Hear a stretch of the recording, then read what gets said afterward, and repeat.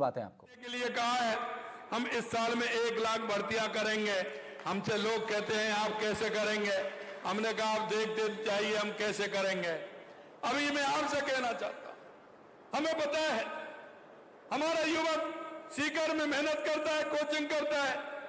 हमारा वो किसान का बेटा वहां से कोचिंग करने के लिए आता है, पिताजी को भी विश्वास दिलाता है, छात्र के प्रति भी पिताजी में हम विश्वास होता है कि मेरा बेटा पढ़ता है, निश्चित रूप से आने वाली परीक्षा में वो पास होगा।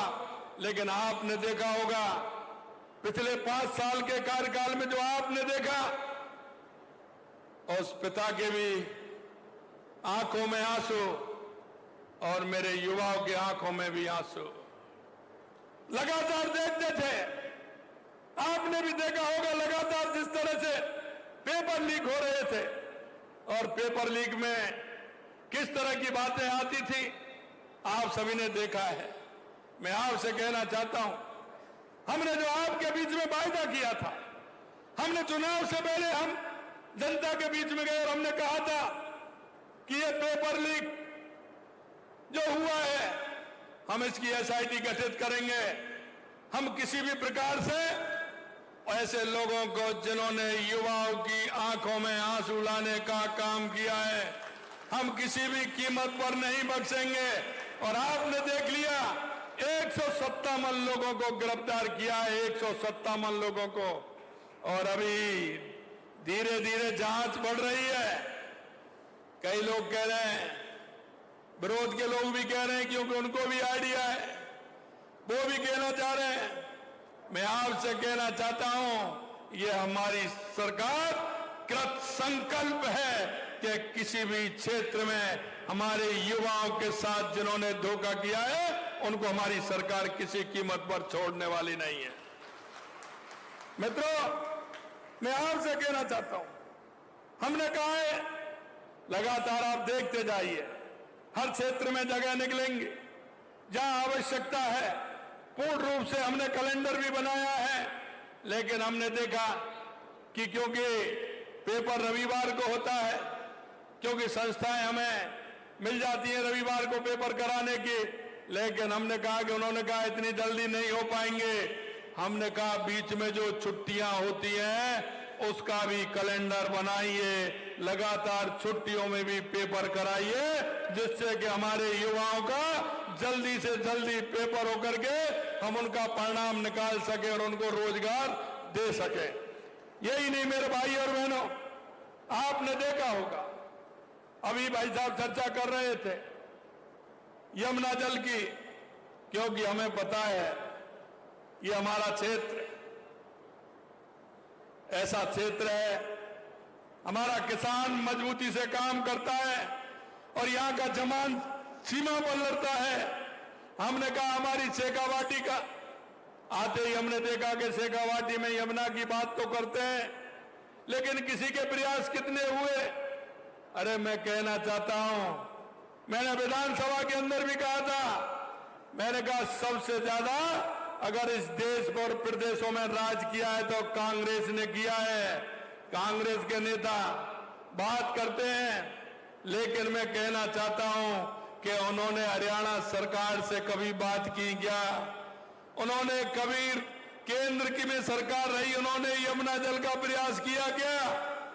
अभी आपने देखा होगा हरियाणा सरकार के हमारे पूर्व मुख्यमंत्री जब बजट दे रहे थे तो उन्होंने बजट भाषण में भी विधानसभा हरियाणा के अंदर कहा है कि राजस्थान को हम 3 पाइपलाइन देकर के राजस्थान के सीकर, झुंझुनू और चूरू को पानी देने का काम करेंगे। अरे आपकी भी तो सरकारें रही थी, कभी आपने कहा था क्या? हमने एमओयू किया है, अब वो कह रहे हैं कि 4 महीने हो गए। मैंने कहा नल की पाइपलाइन आनी है क्या? एक नल की पाइपलाइन आनी है क्या? योजना बनती है, बड़ी बनती है, बन रही है, आ रही है, आराम से चिंता मत करिए। जिस योजना का शिलान्यास मोदी जी करते हैं उसका उद्घाटन भी मोदी जी ही करेंगे।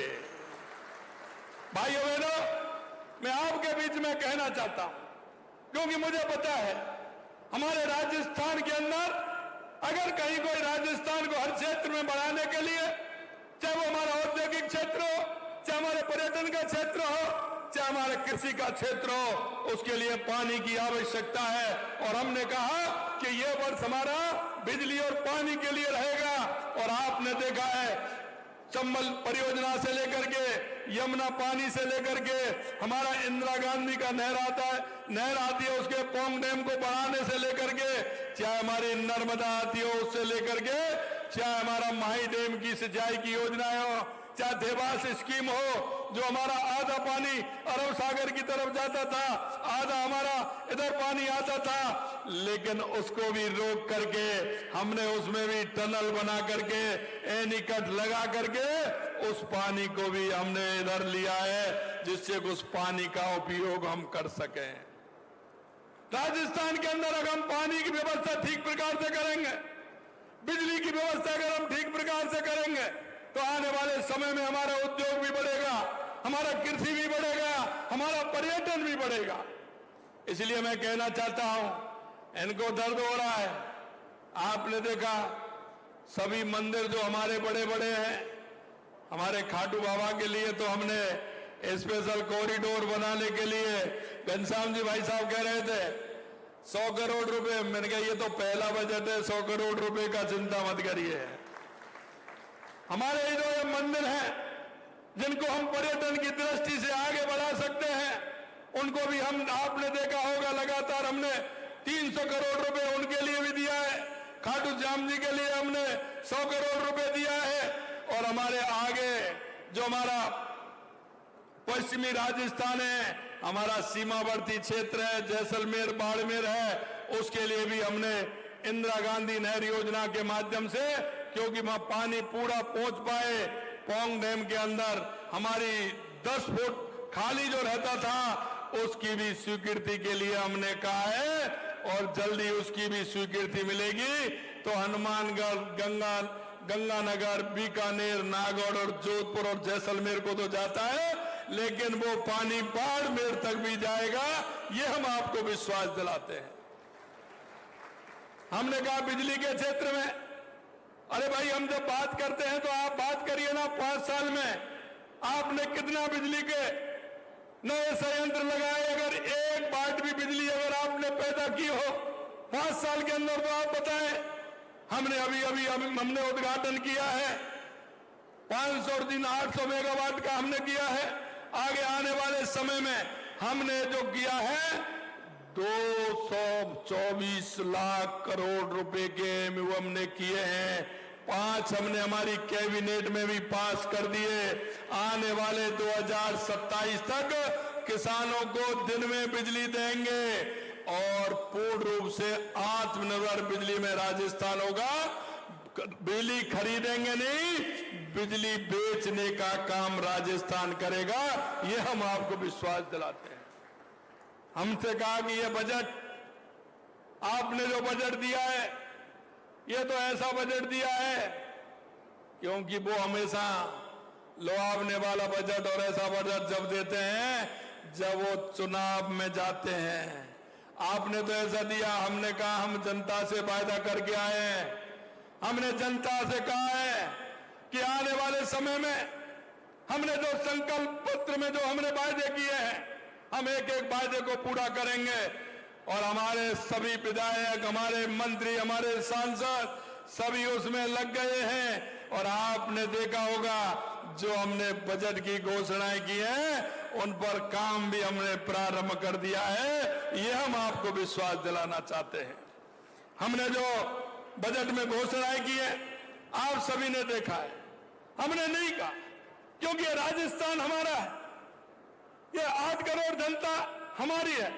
हमने कोई भी विधानसभा ऐसा नहीं छोड़ा जिसमें हमने बजट नहीं रखा हो। आपकी तरह नहीं है, कांग्रेस के लोग करते थे, कांग्रेस के विधायक होते थे वहां बजट देते थे, दूसरे विधायक होते थे वहां नहीं देते थे। हम आपसे कहना चाहते हैं, एक भी विधानसभा ऐसी नहीं होगी जिसमें हमने बजट नहीं दिया हो, क्योंकि हम 8 करोड़ राजस्थान की जनता के लिए काम करते हैं, आवाम के लिए हम काम करते हैं। भाइयों बहनों, मैं आपसे इतना कहना चाहता हूं, मेरे को सीकर का बताया है। सीकर में आपने देखा होगा, हमने वीरों, दानवीरों, अन्नदाताओं, सरस्वती पुत्रों की धरती के लिए, विकास के लिए जो पहल की है, हमने सरकार में बनते ही यमुना जल समझौता जैसा हमने कहा, वो भी हमारा सीकर, चूरू और झुंझुनू के लिए है।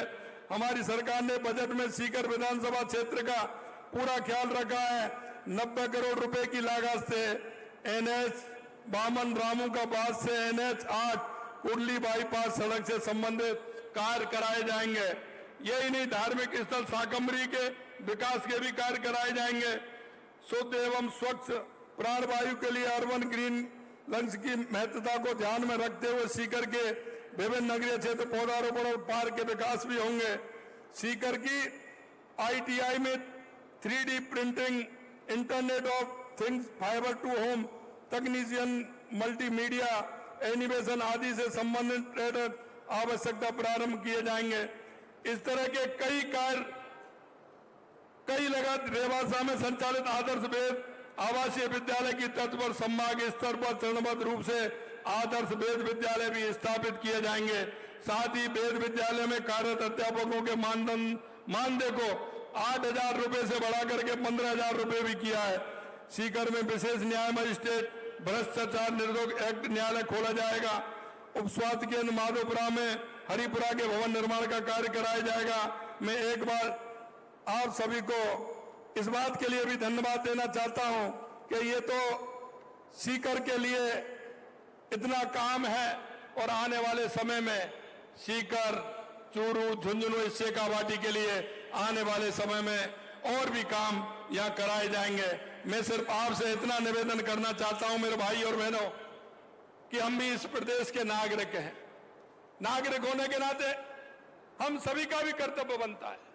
देश के यशस्वी प्रधानमंत्री नरेंद्र मोदी जी के नेतृत्व में 2014 के बाद देश में आपने देखा होगा, चाहे हमारे गरीब कल्याण की योजनाएं हो, चाहे हमारे विकास की योजनाएं हो, चाहे आतंकवाद और नक्सलवाद का खात्मा हो, दुनिया में बढ़ता हुआ भारत का गौरव हो, अगर ये कहीं दिख रहा है 2014 के बाद देश के यशस्वी प्रधानमंत्री नरेंद्र मोदी जी के नेतृत्व में दिख रहा है। और मैं आपसे यही कहना चाहता हूं, हम सामाजिक सरोकार के कार्य भी करते हैं। आप कहीं ना कहीं किसी न किसी संस्था से जुड़े हुए हैं। आपसे भी मैं आग्रह करना चाहता हूं कि हमको भी सामाजिक सरोकार के कार्य करने चाहिए।